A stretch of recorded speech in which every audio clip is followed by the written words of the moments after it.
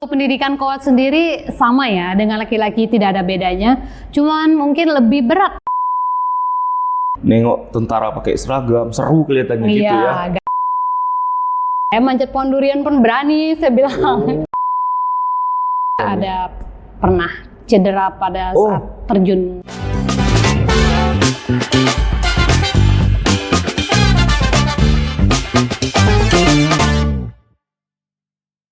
Halo sahabat Kodim 0301 Pekanbaru, jumpa lagi dengan saya Sersan Denny dalam acara podcast Kodim 0301 Pekanbaru.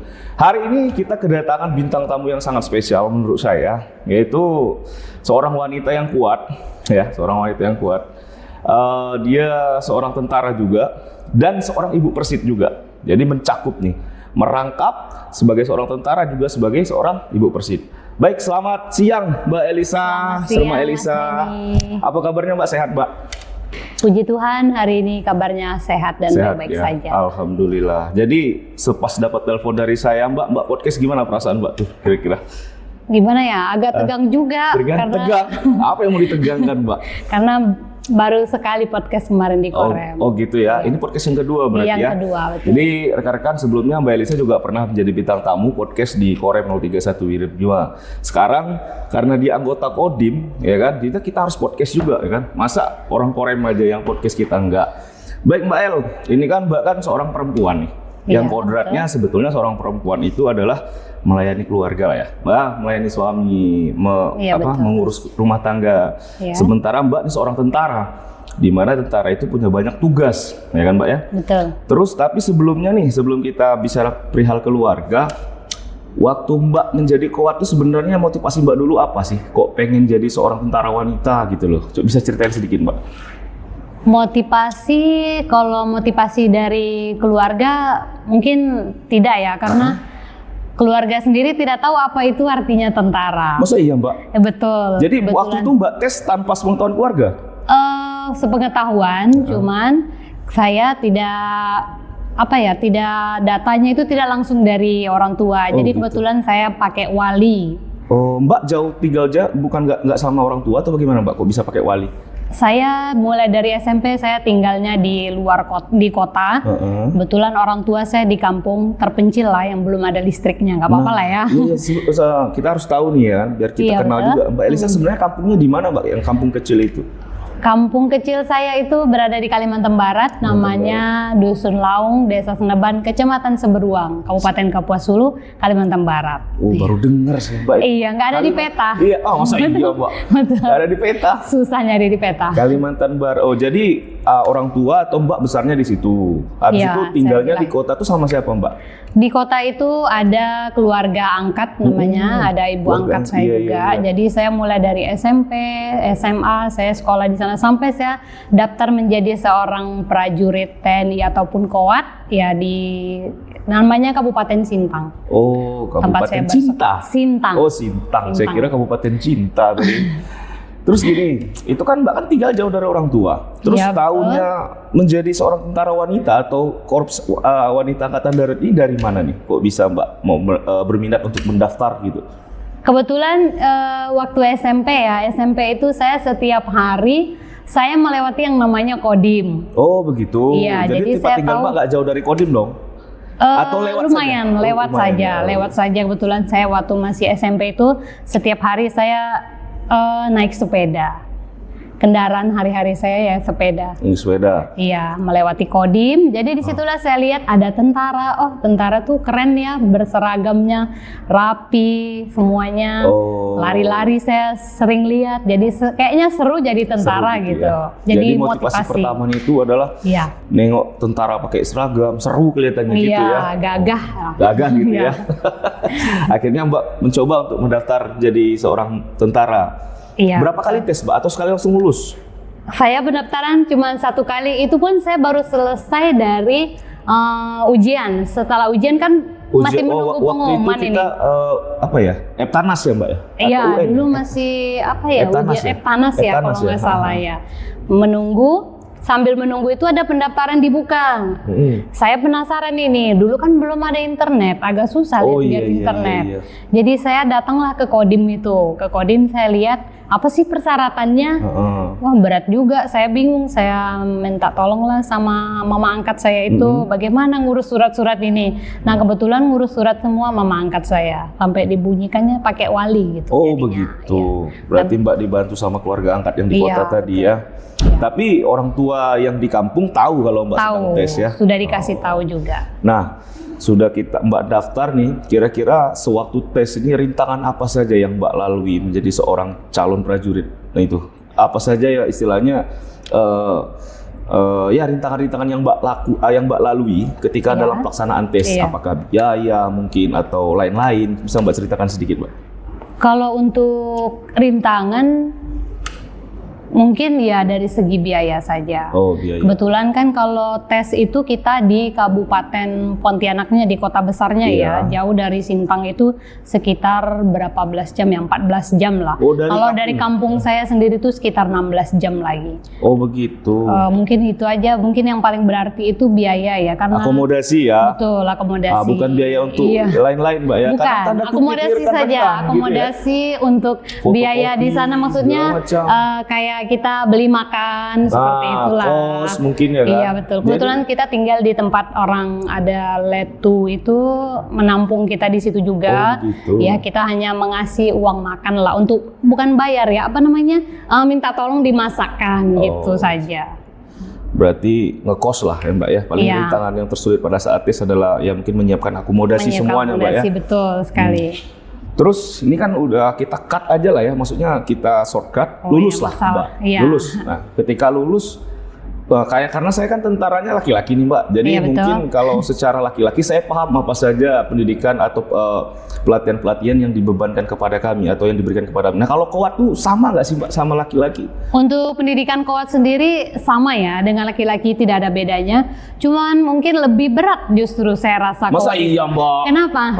Karena namanya wanita ya, ada apa namanya menstruasi, itu, ada halangan gitu ya. Walaupun kita halangan itu kan kita harus tetap harus melaksanakan semua rangkaian kegiatan. Izin pelatih gitu. Tidak bisa, tidak ada kata izin untuk. Masa iya Mbak? Pelatih tidak boleh sekali pelatih. Masa? Enggak lah, itu yang mendidik kita menjadi lebih baik, menjadi seorang prajurit yang handal. Misalnya dalam situasi menstruasi gitu kan pasti nggak nyaman dong Mbak melaksanakan kegiatan. Iya betul, risih juga. Fisik ya? Iya risih. Kegiatan fisik lah yang pastinya risih. Tapi mungkin kita ada, kalau di pendidikan itu ada seperti ada dikasih, saya kurang tahu juga ya dikasih apa, tapi dia tidak banyak lah kalau dapat, nggak seperti biasa lah gitu. Agak berkurang dia. Vitamin atau mungkin ada saya, dari tim kesehatan gitu. Iya dari tim kesehatan. Jadi sehingga nggak seperti kita biasanya normal. Jadi dia mungkin hanya keluar sedikit-sedikit itu aja lah. Oh begitu. Tapi tetap harus melaksanakan. Tetap harus melaksanakan. Izin pelatih, masa lagi mens gitu, takut keluar gimana? Nggak ada peduli berarti ya? Nggak bisa. Oke, pelatih ternyata kejam nih rekan-rekannya. Tapi itu mungkin sudah sesuai prosedur. Sudah sesuai karena prosedur semua. Sudah diuji seperti itu kan. Nggak mungkin dong pelatih melaksanakan kegiatan tapi tidak ada protapnya terlebih dahulu. Betul. Nah sudah lulus nih. Anggaplah Mbak sudah lulus. Terus nih kan saya dengar Mbak ini kan rekan-rekan, Mbak ini adalah seorang Kopassus ya. Serma Elisa itu adalah seorang Kopassus, prajurit Kopassus maksud saya. Prajurit Baret Merah. Yang kita nilai ya atau yang bisa kita tahu prajurit Kopassus itu adalah memang benar-benar tentaranya gitu loh, istilahnya mereka prajurit tempurnya. Nah Mbak Elisa ini adalah seorang Kopassus atau pernah berdinas di Korps Kopassus. Kok bisa Mbak? Jadi ketika selesai, ini setahu saya Mbak ya, kalau laki-laki untuk menjadi seorang Kopassus itu kan pertama korpsnya harus infanteri. Iya. Habis dari infanteri nanti ikut kecabangan kejuruan infanteri, habis itu baru penyeleksian di sana. Nah kalau untuk Kowat seperti apa Mbak? Kalau untuk Kowat, untuk seleksinya nanti di kecabangan kita. Maksudnya kecabangan seleksi kan kecabangan setelah pendidikan Diktuk ini, kan ada kecabangan nih, kecabangan masing-masing. Nah kecabangan Mbak apa waktu setelah Diktuk? Waktu itu kecabangan sampai sekarang lah, berarti kecabangan saya tetap Bekang. Oh Bekang, berarti Mbak dari setelah pendidikan pembentukan, setelah pendidikan kejuruan itu dapatnya di Bekang, Kejuruannya Bekang, iya betul. Nah, Bekang. Habis itu mengikuti dulu? mengikuti backang dulu, maksudnya pelatihan backang dulu. Betul, mengikuti semua dulu. Setelah itu baru penyeleksian Setelah Kopassus itu gitu? baru seleksi Kopassus. Masih di mungkin sepertengahan lah gitu. Sudah ataupun hampir selesai pendidikan backang itu kejuruan, kita ada tim dari Kopassus datang untuk menyeleksi.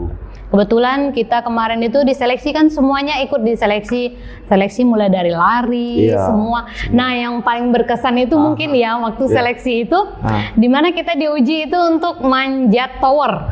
Tower kayak tower Telkomsel itu, tower apa ya? Tower apa itu tower buat kita latihan. Atau tower yang listrik itu, Mbak? Nggak mungkin dong tower listrik. Tower. Kayak tower Telkomsel lah, kayak tower. Iya, seperti di Korem itu kan ada di belakangnya Denhub itu kan ada tower seperti itu. Oh iya. Jadi Mbak disuruh manjat tower itu? Iya, manjat. Kebetulan kita disuruh manjat 25 meter. 25 meter ke atas? Iya. Pakai safety nggak?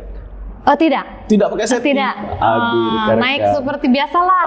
Dan kawan-kawan saya sendiri pun kaget ya. Kagetnya kenapa?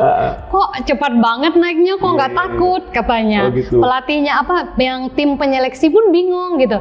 Cepet naik. Kok berani kali? Padahal yang kemarin yang lain tuh laki-laki aja gemetaran nggak berani manjat iya sih, kan. ada juga orang-orang yang kalau takut ketinggian. Iya, sampai gemetaran dia di tengah. Loh saya santai aja sampai ke atas. Karena kalau pas seleksi itu kan kita teriaknya parah seperti itu kan. Bahasanya parah gitu. Ya, Kopassus ya. Cepat kali ya katanya. Kok nggak takut ketinggian? Enggak, saya dari kecil itu namanya orang kampung udah biasa manjat, saya bilang. Emang di kampung manjat apa aja? Saya manjat pohon durian pun berani, saya bilang. Biasa manjat. Ngeri Mbak ya, ngeri. Jadi manjat pun tanpa grogi ya, tanpa takut ya. Tapi kalau tanpa safety gitu, tapi mungkin sudah diuji dulu ya? Sudah. Maksudnya ketinggiannya, bagaimana tingkat kesulitannya mungkin sudah diuji dulu mungkin ya? Oh jadi itulah yang berkesan ketika Mbak disuruh paling manjat. Paling berkesannya itu seperti itulah, karena disuruh manjat kan, seorang perempuan manjat. Semuanya nih Mbak, yang ikut seleksi itu kita diseleksi semua dulu. Oh begitu? Iya, diseleksi semua. Siapa mulai dari lari lah ya, mungkin lari yang pertama ini. Nah kalau lari itu kebetulan saya yang cowoknya nih ada yang satu nih. Saya nomor 2 larinya di belakang cowok ini. Gimana saya bisa mengalah? Katanya kalau mau nggak lulus disampaikan sama pelatih itu larinya pelan-pelan aja.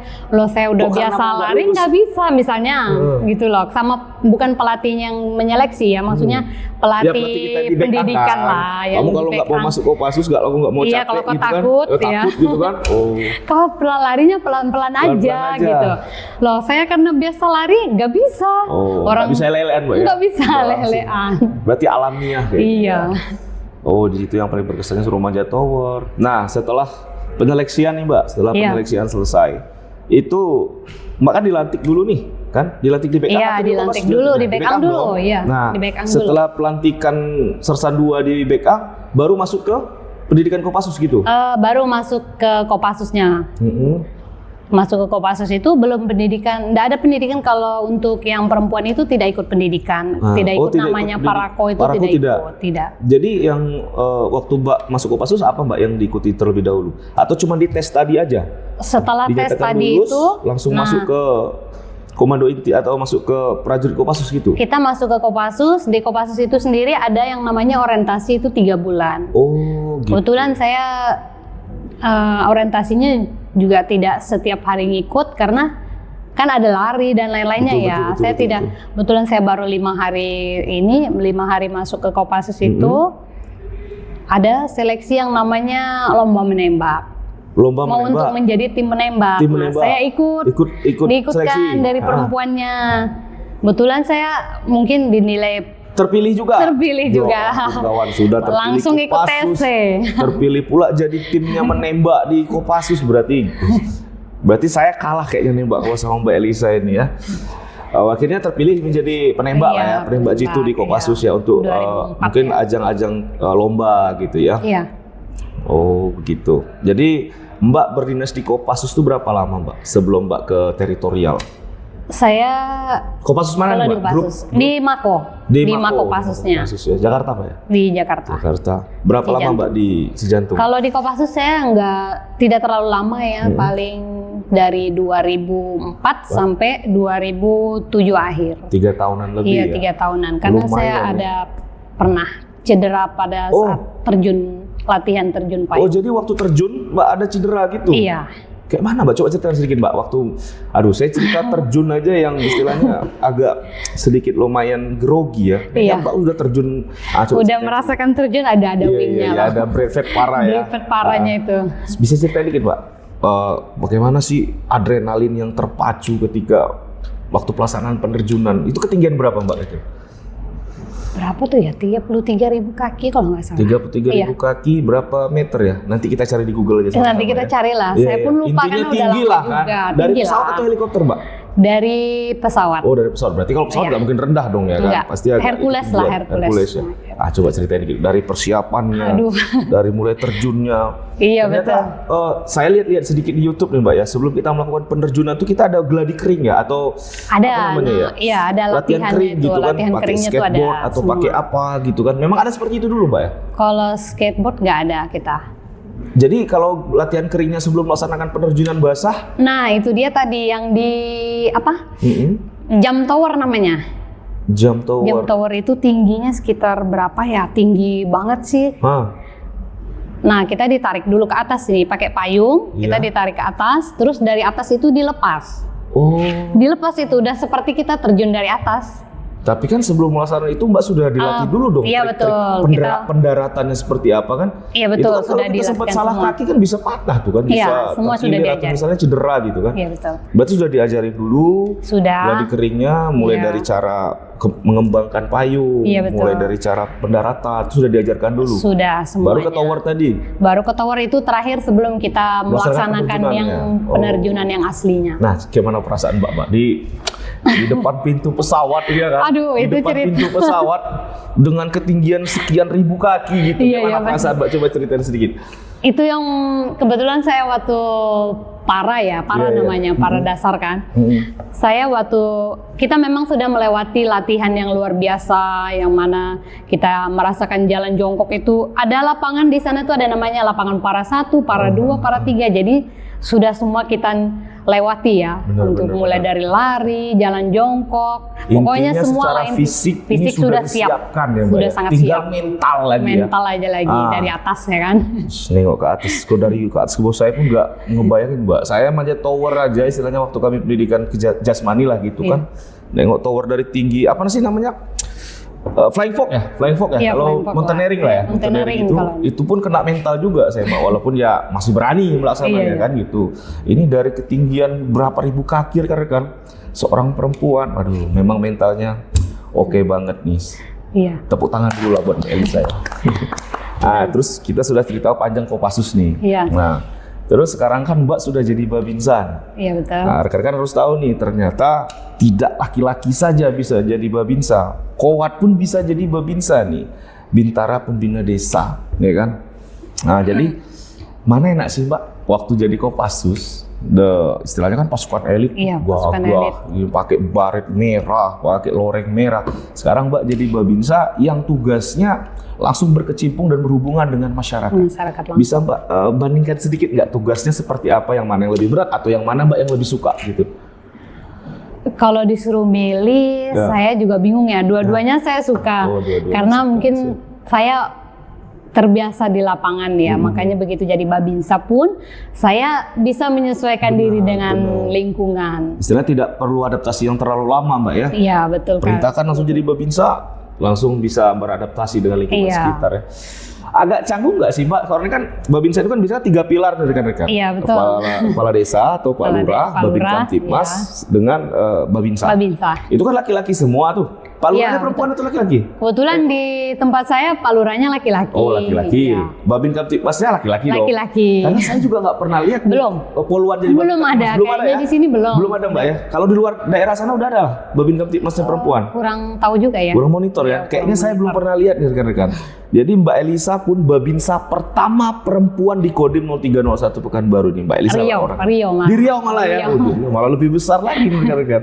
Nah, jadi kan berhubungan dengan 3 pilar tadi. Apakah secara komunikasi ada terbatas nggak Pak? Karena kan perempuan nih, kadang biasanya perempuan kan ada segen-segennya atau gimana. Apa kira-kira sedikit hambatan-hambatan yang Mbak lalui ketika menjadi seorang Babinsa ini?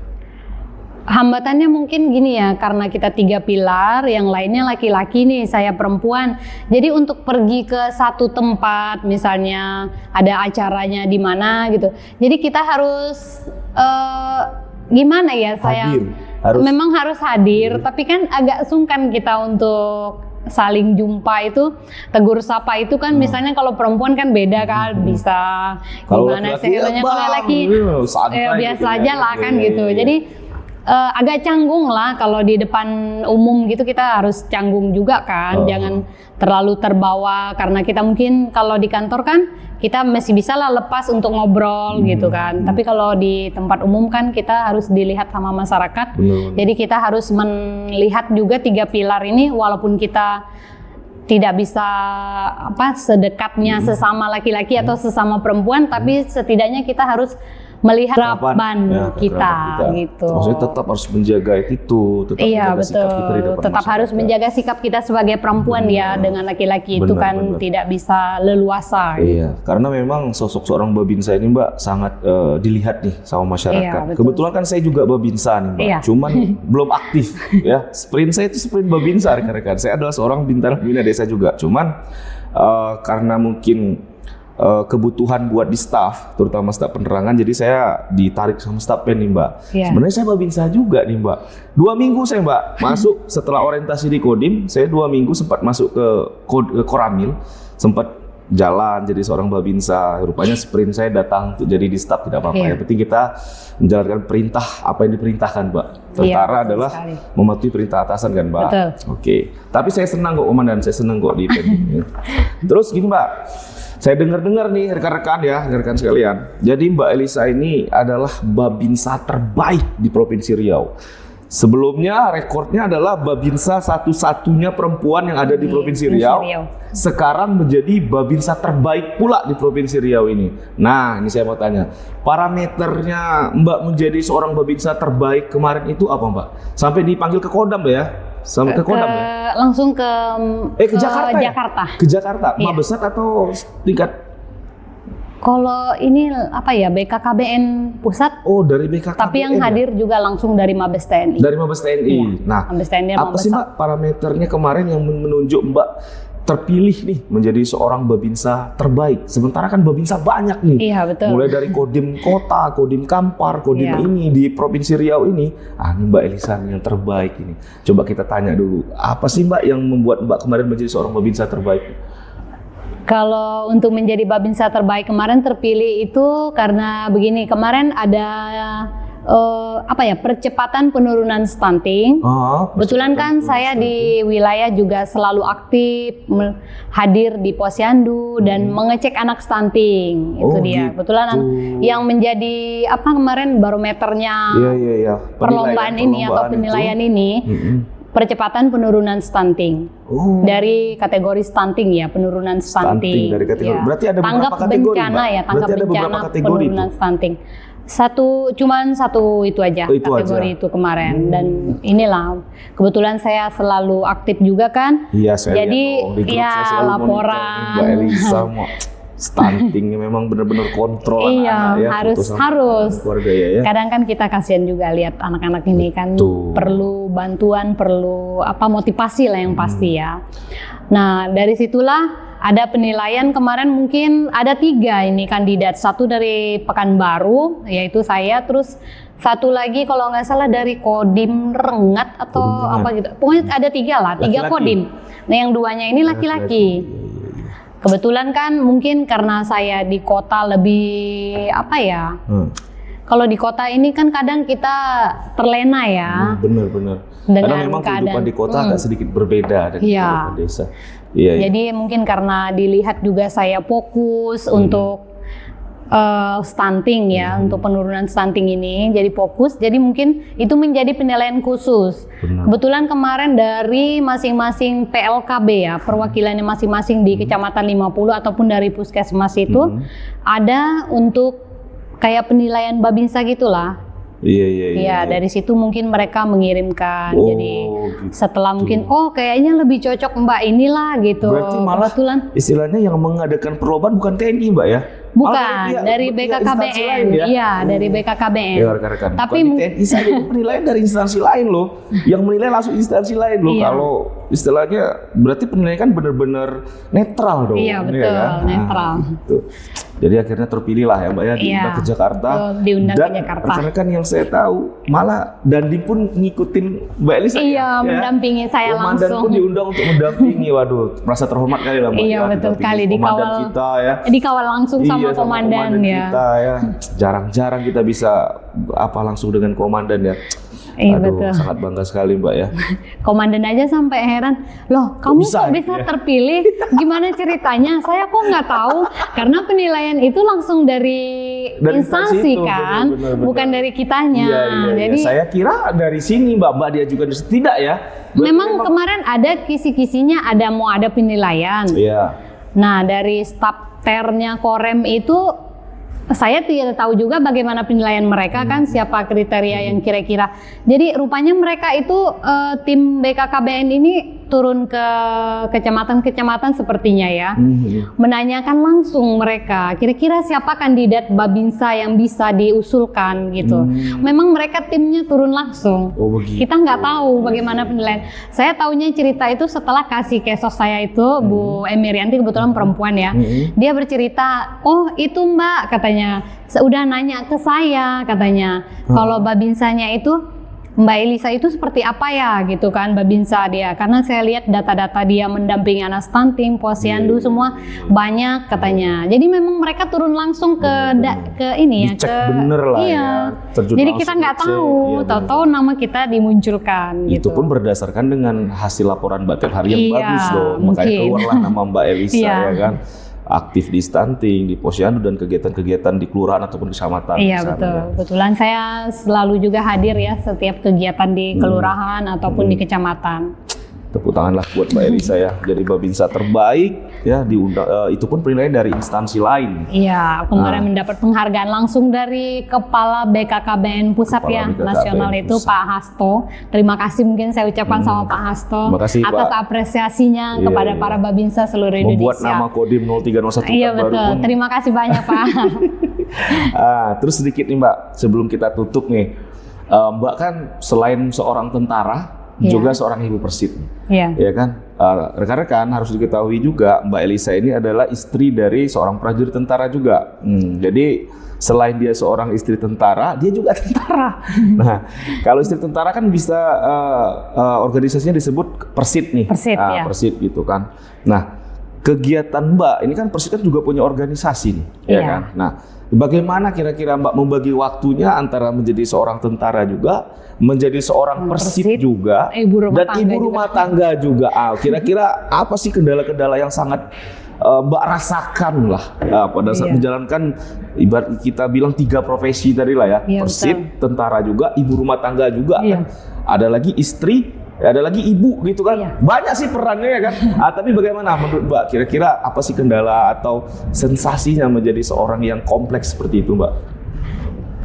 Ternyata menjadi kowat itu, apalagi istri seorang prajurit, memang lebih lebih mempunyai tantangan gitu. Tantangannya itu saya harus membagi bagaimana saya harus mengurus keluarga juga, anak-anak. Setiap pagi apel pagi bareng ya kan. Apel pagi wajib ya anak kan. Berangkat sekolah juga, anak berangkat sekolah. Tentunya saya harus bisa membagi waktu bagaimana mengantar anak, bagaimana membuat sarapan anak-anak. Dan suami juga tentu. Dan suami juga gitu. Terus gimana saya harus menjalankan tugas saya ya sebagai militer sendiri ataupun sebagai kowat. Apalagi Babinsa ya, banyak lagi kegiatan di wilayah. Memang harus saya bagi. Jadi mungkin tantangan yang berat sih tidak ada ya. Itu tergantung kita masing-masing bagaimana memanage sewaktu gitu aja. Tapi kadang terbenturnya ini, saya harus kegiatan tentaranya, maksudnya kegiatan militernya, sementara kadang kita dibutuhkan juga kegiatan Persib. Nah, itu kan? Kegiatan Persib itu mungkin untungnya karena organisasi Persib ini mengerti, kita kowat ini kan banyak kegiatan lain nih. Jadi kita dilibatkan hanya kegiatan-kegiatan tertentu seperti mungkin ulang tahun Persib seperti siap. itu. Ternyata Ibu Jadi, Ketua juga memberikan dispensasi lah. Iya betul, pengurus dan ketua juga langsung memberikan dispensasi, hanya kegiatan-kegiatan yang bersifatnya itu hari-hari besar saja. Jadi kalau untuk mungkin kumpul-kumpul seperti biasa itu kita bisa lah, boleh lah izin gitu. Selagi tidak ada kegiatan yang berarti ikut. Iya betul. Selagi ada kegiatan benar-benar harus tidak bisa ditinggalkan di wilayah, berarti kita izin gitu. Iya, karena kan kadang kita kegiatan koatnya lebih banyak ya, yang MC lah. Kebetulan kan MC juga. Itu. Mbak ini pandai MC juga. Oh iya, Mbak ini basis juga loh. Oh iya, lupa saya. Jadi masih ingat aja ya. Suka musik, suka ngeband juga. Iya, kemarin betul. kami kebetulan dari Kodim 0301 dipanggil ke Korem untuk melaksanakan latihan band. Mbak ini basis. Basis ini ngajar saya nih Mas Denny nih. Pelatih basis saya ya. Kapan kita main band lagi? Nanti sabar ya. Kegiatan sangat full. Sementara Mbak pun di wilayah seperti itu, saya pun di band seperti ini kan. Nanti kita cari waktu lah. Iya betul. Nah ini terakhir Mbak. Iya. Apa sih coba motivasi kepada adik-adik, berikan sedikit motivasi kepada adik-adik mungkin yang nonton ini yang memicu apanya menjadi seorang koat atau apapun deh yang pesan dari Mbak kepada rekan-rekan adik-adik yang menonton nih. Silakan.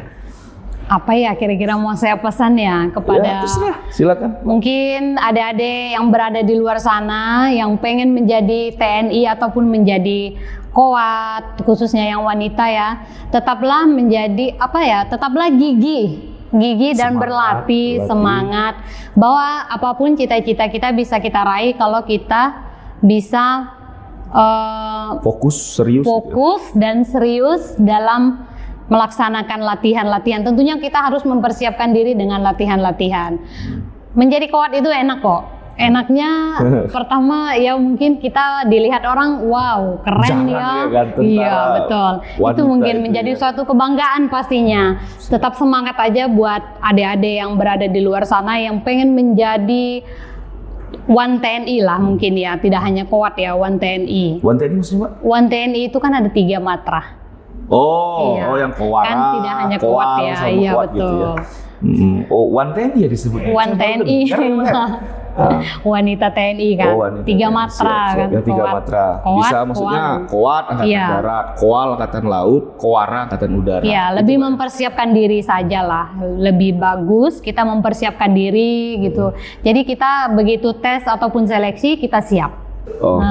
Jadi rekan-rekan itulah sedikit motivasi dari Mbak Elisa, Serma Elisa ya bagi rekan-rekan yang berminat menjadi seorang One TNI, persiapkan mental Mbak ya. Iya betul, mental yang pasti fisik mungkin dengan olahraga yang bagus ya kan, jangan melaksanakan kegiatan-kegiatan yang merugikan diri sendiri. Itulah lebih kurang Mbak ya.